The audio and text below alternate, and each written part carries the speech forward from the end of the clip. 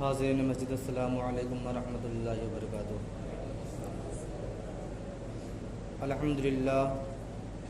الحمدللہ رب العالمین والعاقبۃ للمتقین، والصلاة والسلام علی سید المرسلین وعلی آلہ واصحابہ اجمعین، اما بعد فاعوذ باللہ من الشیطان الرجیم، بسم اللہ الرحمن الرحیم۔ واقیموا الصلاة وآتوا الزکاة، صدق اللہ مولانا العظیم وبلغنا رسولہ النبی الامین المکین الکریم، ونحن علی ذلک لمن الشاہدین والشاکرین، والحمد للہ رب العالمین۔ محترم سامعین، آئیے کچھ عرض و معروض سے قبل اپنے آقائے نامدار مدینے کے تاجدار جناب روح فدا محمد عربی صلی اللہ تعالی علیہ وسلم کی بارگاہ بکسمنا میں درود و سلام کی ڈالی نشاور کریں اور پڑھیں بآواز بلند،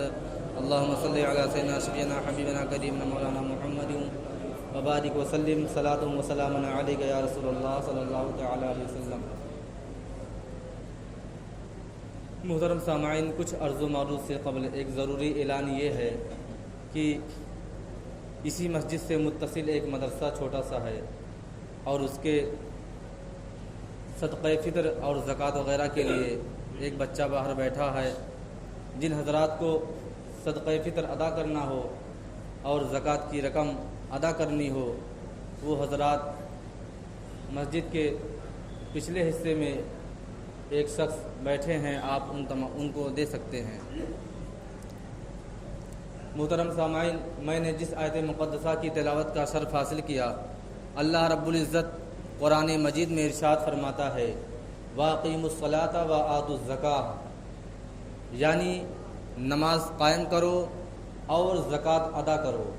اس کے علاوہ اللہ تبارک و تعالیٰ نے متعدد جگہوں پر قرآن مقدس کے اندر زکوٰۃ کے متعلق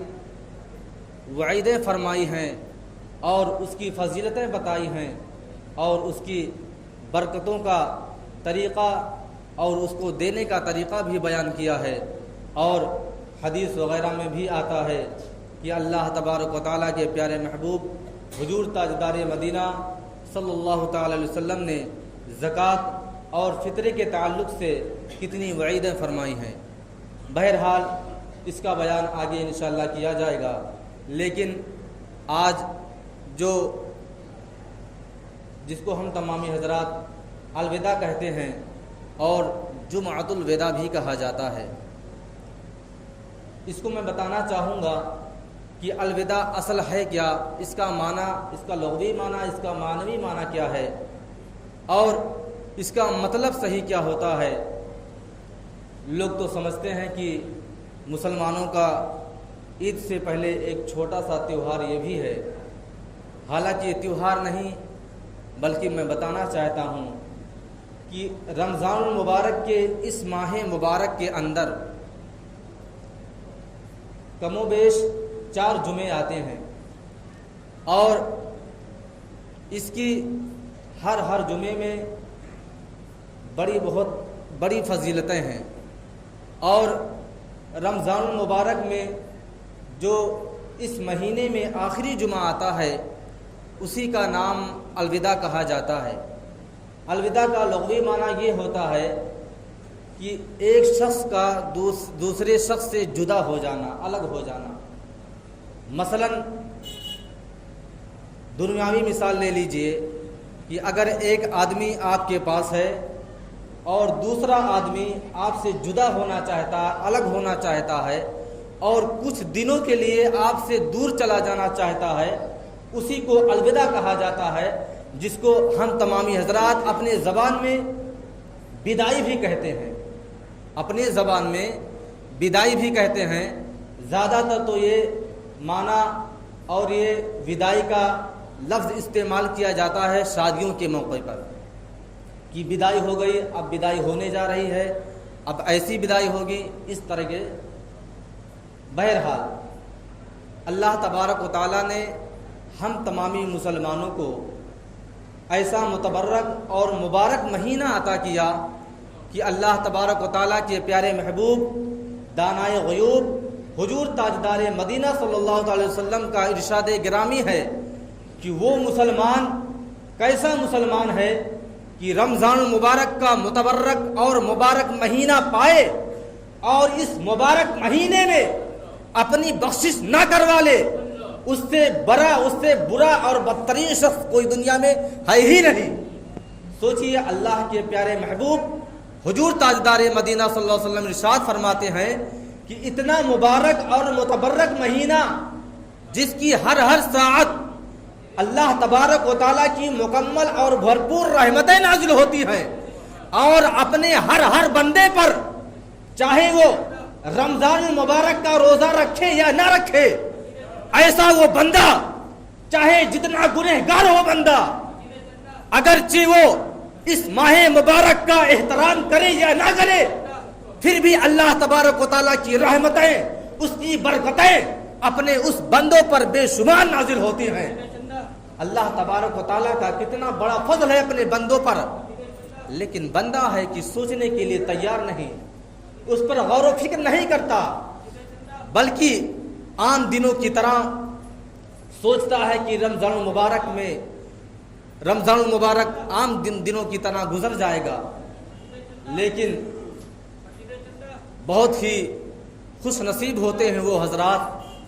جو اس ماہ مبارک کو پاتے ہیں اور اس میں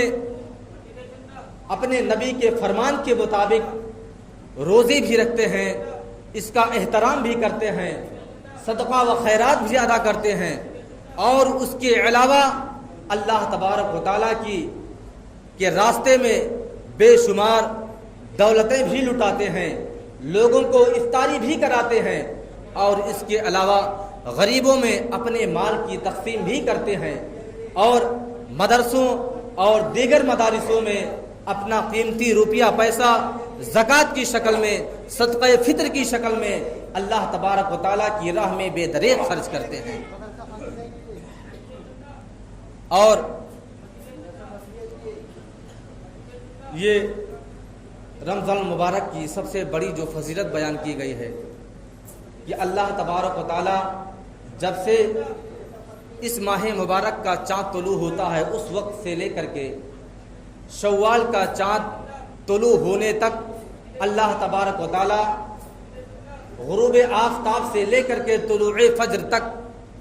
اپنے ہر بندے کو پکار کر کہتا ہے کہ اے میرے بندے، مانگ لے، تجھے کیا مانگنا ہے؟ تو اگر مال چاہتا ہے تو تیرے لیے مال حاضر ہے، اگر تو رزق حلال چاہتا ہے تو تیرے لیے رزق حلال ہے، اگر تو بیماری میں مبتلا ہے، اگر تو شفا چاہتا ہے تو تیرے لیے شفا حاضر ہے۔ لیکن بندہ ہے کہ اپنے رب سے مانگنے کے لیے تیار نہیں، جبکہ وہی پروردگار، وہی رب ذوالجلال ہر وقت اپنے بندے کو پکارتا رہتا ہے، آواز لگاتا ہے، اے میرے بندے، سال میں ایک بار ایک ایسا مہینہ آیا ہے، طلب کر لے، جو چاہتا ہے حاصل کر لے۔ لیکن بندہ اس تمام چیزوں سے کوسوں دور نظر آتا ہے۔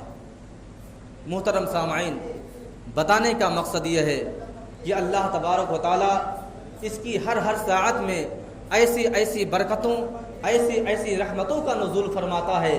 کہ بندہ اس کا اندازہ نہیں لگا سکتا، اس کا حساب نہیں کر سکتا۔ مثلا رمضان مبارک کے اندر 4 جمعے آتے ہیں، اور حدیث شریف میں آتا ہے کہ جمعرات کے دن جب سورج غروب ہو جاتا ہے اس کے بعد سے جمعہ کا دن شروع ہو جاتا ہے، یعنی جمعہ کا دن ایک رات اور ایک دن مانا جاتا ہے۔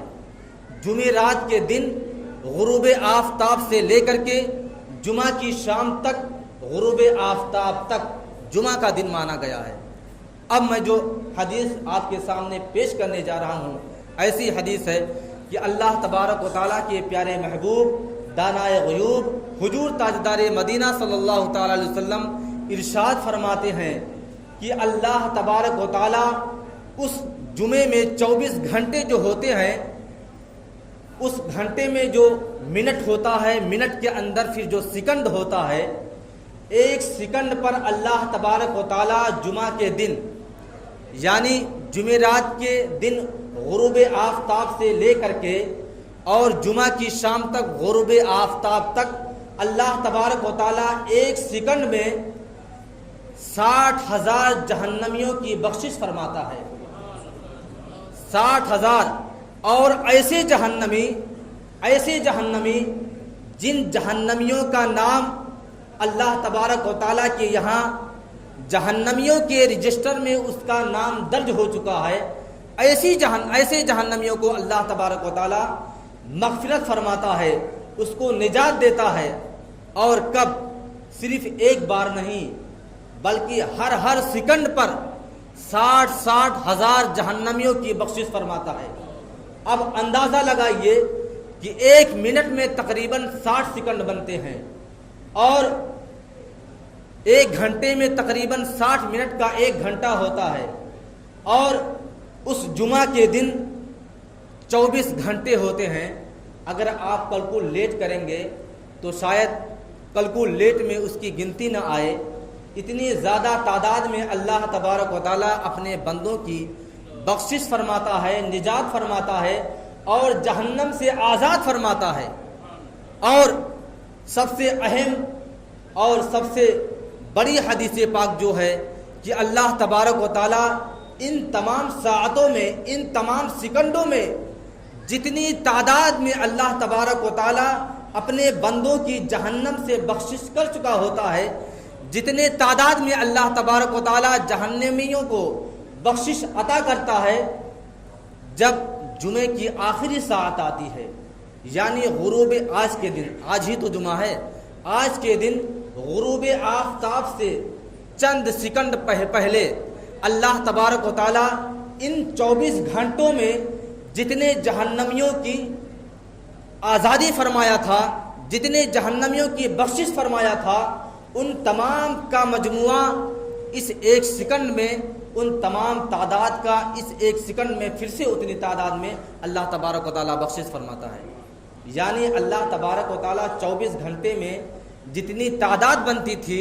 ان تمام تعداد کو اکٹھا کر کے صرف ایک سیکنڈ میں اس تعداد کے برابر بخشش فرماتا ہے. سوچیے اللہ تبارک و تعالیٰ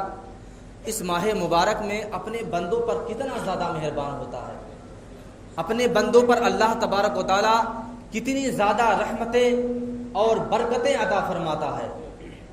اس کے علاوہ اللہ تبارک و تعالیٰ نے اپنے بندوں پر جو زکوٰۃ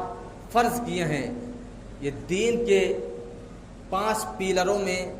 ایک پیلر یہ بھی ہے زکوٰۃ کا، یعنی 5 ستون میں ایک ستون زکوٰۃ کا بھی ہے. یعنی ایمان ہے، نماز ہے، روزہ ہے، حج ہے، زکوٰۃ ہے، ایک زکوٰۃ بھی ہے. اور اللہ تبارک و تعالیٰ نے اپنے بندوں پر ایسی مہربانی فرمائی ہے کہ صرف 40 روپے میں 1 روپیہ زکوٰۃ ادا کرنے کے لیے حکم دیا ہے. یعنی آپ کو دنیاوی مثال دے دوں کہ انسان جو اپنے مال کی زکوٰۃ ادا کرتا ہے، اللہ کے راہ میں جو زکوٰۃ کی مال خرچ کرتا ہے، ادا کرتا ہے، وہ اصل میں اس کا مال نہیں ہوتا ہے، اصل میں وہ اس کا روپیہ نہیں ہے. جو زکوٰۃ نکال دیتا ہے وہ اس کا حق نہیں ہے. کیوں؟ ہر چیز چاہے وہ انسان کا بدن ہی کیوں نہ ہو، وہ بھی کسی نہ کسی وقت میل سے معطر ہوتا ہے، اس کے جسم پر میل جمع ہو جاتی ہے. اسی طرح ہر چیز چاہے جاندار چیز ہو یا غیر جاندار، ہر چیز گندی ہوتی ہے اور اس کو کبھی نہ کبھی صاف کرنا پڑتا ہے. دکانوں میں جو آپ فروخت کے لیے مال رکھتے ہیں وہ بھی کبھی اس پر دھول جم جاتی ہے، اس کو آپ اس کی صفائی کرتے ہیں. اسی طرح اللہ تبارک و تعالیٰ نے جو آپ کو مال و دولت عطا کیا ہے، اس میں جو گندگی لگ جاتی ہے، اس میں جو مال گندا ہو جاتا ہے، اسی گندے مال کو اللہ تبارک و تعالیٰ نے زکوٰۃ کی شکل دیا ہے اور اپنے بندوں کو مخاطب کر کے فرمایا کہ اے میرے بندے، 40 روپے میں 1 روپیہ نکال دے گا وہی تیرا گندا مال ہے، اور وہ جب نکل جائے گا تو تیرا پورا مال پاک و صاف ہو جائے گا اور اس میں کوئی عیب نہیں آئے گا، وہ کبھی گندا نہیں ہوگا اور اس میں کبھی چوری بھی نہیں ہوگی. اللہ تبارک و تعالیٰ نے ایسی ایسی سہولتیں، ایسی ایسی عنایتیں اپنے بندوں پر عطا کی ہیں کہ اگر بندہ मुकम्मल तौर से उस पर अमल पैरा हो जाए तो दुनिया में भी कामयाब रहेगा और आखिरत में भी उसकी कामयाबी होगी। ज़कात की दुनियावी एक मिसाल ले लीजिए आप। मसलन आप कोई चीज़ खाने वाली जब ख़रीदते हैं, चाहे तरबूज हो या केला हो या कोई और चीज़ हो, जब आप उस चीज़ को ख़रीद कर लाते हैं और जब उसको इस्तेमाल करना चाहते हैं तो ज़रा आप ही गौर फरमाइए कि तरबूज खाने के लिए सबसे पहले आप उसके छिलकों को उतार देते हैं, उसके छिलके को उतार देते हैं। हालांकि आप जब तरबूज खरीदने के लिए गए थे तो आप जिस तरबूज को सिर्फ खाने के लिए लाए हैं, सिर्फ उसकी कीमत आपने अदा नहीं की है, बल्कि वो छिलका जो आपने उतार कर फेंक दिया है उसकी भी कीमत आप अदा करके आए हैं ना। लेकिन गौर करने का मकाम है कि 1 किलो तरबूज में तकरीबन 1 पाव लगभग उसका कूड़ा निकल जाता है, उसका करकट निकल जाता है, उसकी गंदगी निकल जाती है, लेकिन इंसान को, मुसलमान को तकलीफ नहीं होती है। लेकिन जब उसके माल से ज़कात अदा करने के लिए कहा जाता है तो सिर्फ 40 रुपये में 1 रुपया देना है, सिर्फ 40 रुपये में 1 रुपया अदा करना है, उस पर भी मुसलमान को तकलीफ़ होने लगती है। अगर किसी मुसलमान के पास अल्लाह तबारक व तआला ने ज़्यादा मालो दौलत अता किया है और उसकी ज़कात तकरीबन 10 लाख रुपए निकलती है, तो जब अपने ज़कात की कैलकुलेट करता है तो सोचता है कि 4 करोड़ मेरे पास था, उसमें से मैं 10 लाख रुपए ज़कात निकाल दूंगा तो मेरे पास 3 करोड़ 90 लाख रुपए बचेगा और 10 लाख रुपये जा रहा है। सोचिए 10 लाख रुपए, ये नहीं सोचता है कि ये तो गंदा माल है। अगर अल्लाह तबारक व तआला आपसे ज़कात अदा करने के लिए कहा है, अगर आप सोचिए जो आपके पास 4 करोड़ रुपए हैं जो आपके पास मौजूद है, किसका दिया हुआ है? अल्लाह तबारक व तआला ही का दिया हुआ है, किसी और ने नहीं दिया है। अगर वो ना चाहे तो आप लाखों कारोबार कर ले, लाखों करोड़ों अपनी तिजारत में लगा दें, 1 रुपया नफा नहीं पाएंगे, घाटा ही घाटा हो जाएगा। करोड़ों की प्रॉपर्टी आप अपने कारोबार में लगा दें, सारा बर्बाद हो जाएगा, किसी काम का नहीं आएगा। अगर अल्लाह तबारक व तआला आपके तिजारत में नफा ना दे, अगर आपकी तिजारत में अल्लाह तबारक व तआला बरकतें ना दे, तो आप 1 रुपया कमा करके अपने बल पर नहीं दिखा सकते हैं। तो आप भला सोचिए इंसान किस घमंड में है, किस गुरूर में है कि ज़कात देने से कोसों दूर नज़र आता है। जबकि अगर मुसलमान अपने माल की ज़कात दे दे तो यकीन जानो कि साल भर उसका माल महफूज रहेगा। अगर अपने घर से बाहर वो बगैर ताले के, बगैर तिजोरी के रख दे अपना माल, तो कभी उसके माल में चोरी नहीं हो सकती है, कभी उसका माल कभी गायब नहीं हो सकता है। लेकिन इसका अंदाज़ा मुसलमान लगा नहीं पाता, इस वजह से ज़कात देने से कोसों दूर नज़र आता है। अल्लाह तबारक व तआला की बारगाह में दुआ है कि अल्लाह तबारक व तआला हम तमामी मुसलमानों को इस माह मुबारक का एहतराम करने की तौफीक व रफ़ीक अता फरमाए। और अब तक हम तमामी मुसलमानों ने जो अल्लाह तबारक व तआला के लिए रोज़े रखे, उसकी इबादतें की, तिलावत कुरान किया, अल्लाह तबारक व तआला हम तमामी मुसलमानों की तमाम इबादतों को अपनी बारगाह मुक़द्दसा में कबूल व मक़बूल अता फरमाए। वाखिरु दावाना अल्हम्दुलिल्लाहि रब्बिल आलमीन। अस्सलामु अलैकुम। जो हज़रात सुन्नत अदा ना की हों, सुन्नत अदा कर लें। और आप तमामी हज़रात पूरे मस्जिद वाले एक बार सफ़ दुरुस्त करने के लिए खड़े हो जाएं, मेहरबानी होगी, क्योंकि आज अलविदा का दिन है और लोगों की तादाद भी ज़्यादा है और आखिरी वाले दर में 3 सफ़ करना है। आप तमामी हज़रात 3 सफ़ कर लें और जब तक सफ़ दुरुस्त ना हो जाए आप तमामी हज़रात हरगिज़ ना बैठें जब तक बिल्कुल सफ़ दुरुस्त ना हो जाए। और हर आदमी अपने बगल में ख्याल रखे कि अगर उसके बगल में जगह हो तो पीछे से किसी को बुला ले, क्योंकि तकबीर बोलने के बाद जब जमात खड़ी हो जाती है तो लोग शोर और बाबेला करते हैं और अपने बगल में लोगों को बुलाते हैं। आप तमामी हज़रात के बगल में अगर जगह खाली हो तो पीछे से लोगों को तलब कर लें, बुला लें और सफ़ को दुरुस्त कर लें और सफ़ पूरी कर लें, ताकि तकबीर होने के बाद फ़ौरन नमाज शुरू कर दी जाए। آپ تمامی حضرات اگر صف درست کر چکے ہوں تو بیٹھ سکتے ہیں، اور اگر ابھی بھی کسی کے بغل میں جگہ خالی ہے تو پیچھے سے کسی کو بلا کر کے بٹھا لیجئے، کھڑا کر لیجئے تاکہ بیچ میں جگہ خالی نہ بچے۔